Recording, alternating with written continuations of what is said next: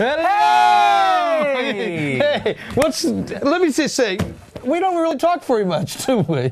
What are you talking about? Well, tell me what We you've been talk doing. too much sometimes. Yeah, but tell me what you've been doing. Me? Well, I closed Hamlet up Yes. last week. To rave reviews, I've heard. I actually ran into somebody. I was putting papers in, because the people identify this show now and us and all that kind of stuff. I was putting papers in at Reezer's for like the 4th time since they came out, and somebody brought up your Hamlet, who saw you goofing about it on the show.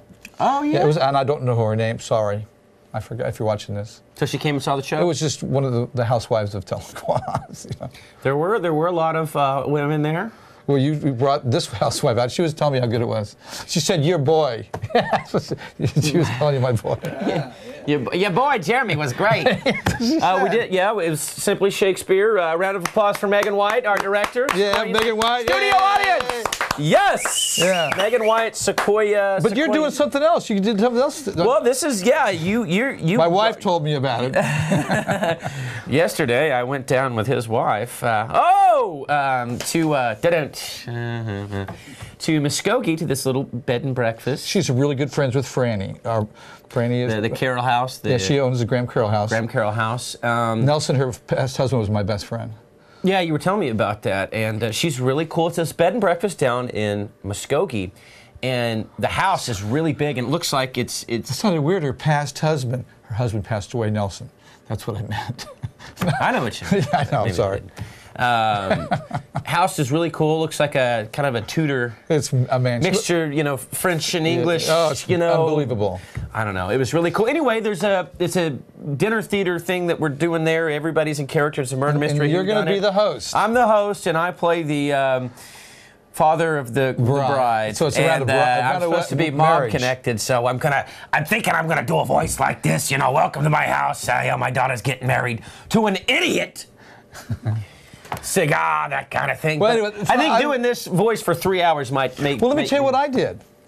I went last Sunday, I went down to Renniesville to see Little Ed and the Imperials, and all I can say, it was kind of like having a band. Like, remember Otis Day and the Knights from Animal House? It was like having Otis Day and the Knights in your living room. It was just this handful of people, 20, 30 people, and this band. And you know what? I kept thinking, and it just hit me finally. It just hit me. Remember the character that Eddie Murphy played in Trading Places? Yeah. With the Fez and the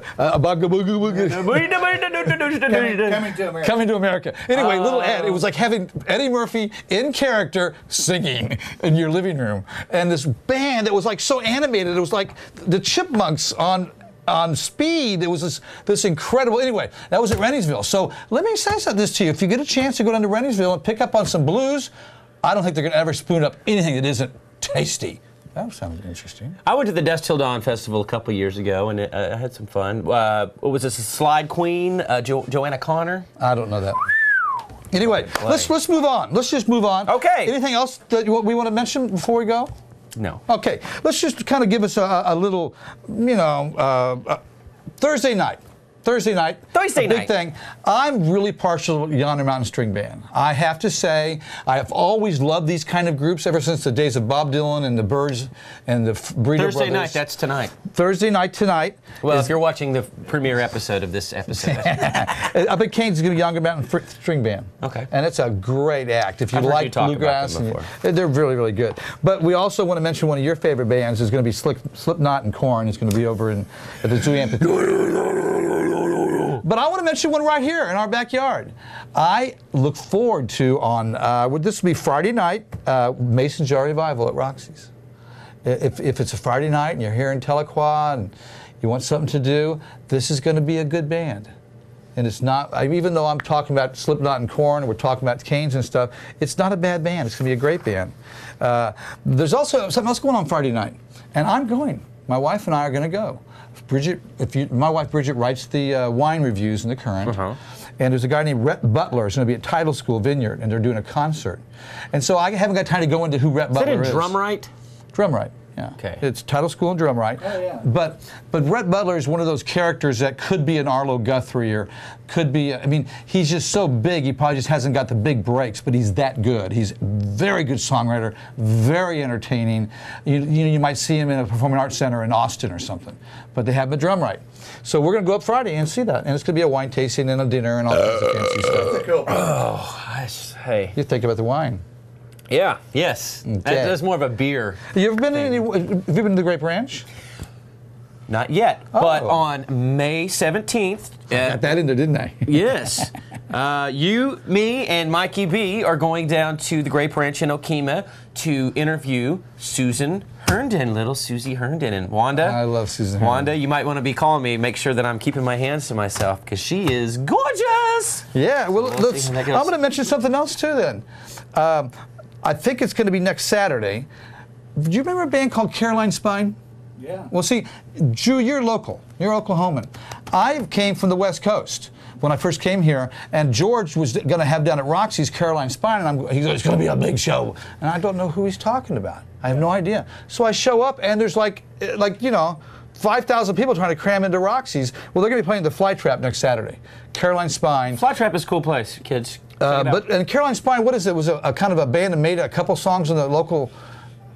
They had one big hit, but they're a really good band. I was very impressed. I mean, a very, very good band. So it's not a huge thing, but a huge experience. Going to be right there in the Flytrap. And another big thing, since we're talking about far flung in our wonderful side of the state, Downstream Casino. We never mentioned them. You know about Downstream? Lawton? No.